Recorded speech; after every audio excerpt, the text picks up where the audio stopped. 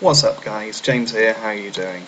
So this is sort of an addendum to my last video about gender not entirely being a social construct, and I'd hopefully like to open up a bit of a discussion about women and technical ability. I'm probably going to be posting this as a response to Integralmath because I think it's quite relevant to his video.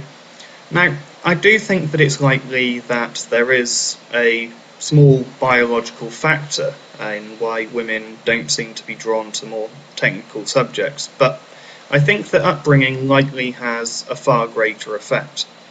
Before I get into that though, for the people who accept the differences in physical ability but reject the differences in psychological ability, isn't that kind of sexist? I mean, it's kind of like saying we've got two cars here, both are completely identical, except that this one has a better engine. Well, surely the one with the better engine is the objectively superior car there. Instead, what I'm suggesting between the genders is that, well, this car may have a better engine and better visibility, but this one has a nicer interior and better brakes. In general terms, I think that psychologically men and women tend to have different strengths and weaknesses, though until we truly have a society which views people as individuals, the level that biology plays in most cases is going to be quite hard to quantify. Anyway, back to the topic at hand then. So Integralmath did a video talking about maths anxiety and linked a study which talked about it, and he was saying that most people who do struggle with maths aren't incapable of doing it. It's the anxiety itself which is holding them back a lot of the time, and I think that this is just a hypothesis, but I think this may be similar with women and technical abilities. As someone who is quite competent with both maths and some other technical abilities, I've noticed similar reactions, especially with women, but when it comes to actually sitting them down and talking them through the task, they're inevitably quite capable of understanding. Now, I suspect that this has a lot to do with upbringing. I was certainly brought up with a lot of quite technical toys, jigsaw puzzles, transformers, computer games, which a lot of them utilised a lot of maths, electronics kits, chemistry sets, you name it.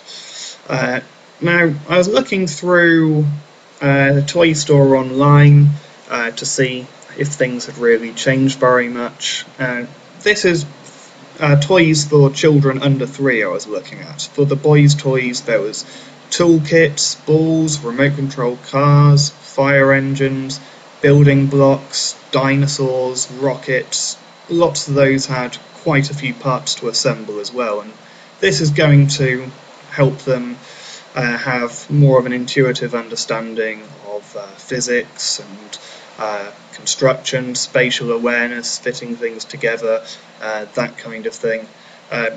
For girls it was dolls, picture books, babies, dress up, etch-a-sketch, more dolls, and inevitably nearly all pink. And this can certainly help them develop an interest and an understanding in social interactions if they're acting out the roles and that kind of thing. Maybe help them with creativity, fashion, develop an interest in starting a family from a very early age. I don't think this is purely due to social constructs. I think that boys are going to naturally be more drawn to the boys' toys I mentioned, whereas girls are going to be more drawn to the girls' toys in general, but we do far too much as a society to reinforce those concepts.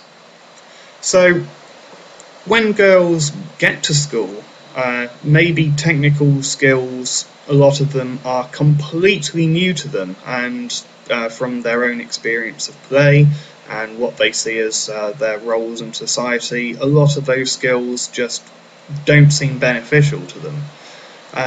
When you've got large class sizes and they're expected to just keep up, teachers just can't give them the one-on-one help they need. This is bound to be stressful for children, and it could certainly put them off for life.